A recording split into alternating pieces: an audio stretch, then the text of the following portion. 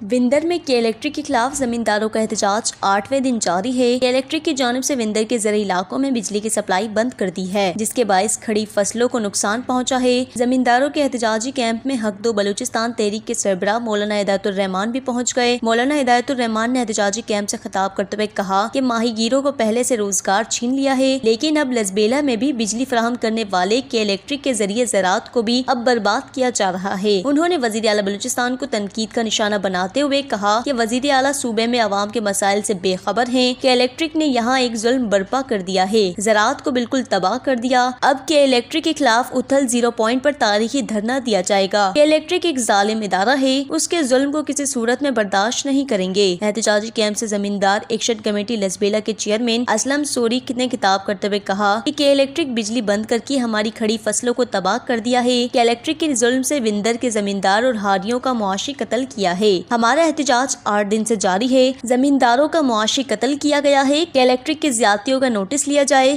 احتجاجی کیمپ سے بھوتانی کارواں کے وڈیر ستار انگاریہ نے خطاب کرتے ہوئے کہا کہ الیکٹرک ادارہ نہیں بلکہ ایک مافیا ہے، بجلی کئی گھنٹے بند رہتی ہے، بل لاکھوں روپے کے زمینداروں کو دیے جاتے ہیں، جھوٹے بلوں کے نام پر کروڑوں روپے لیے جاتے ہیں۔ اس ادارے کے زیادتیوں کا فوری نوٹس لیا جائے، زراعت کو تباہی سے بچایا جائے۔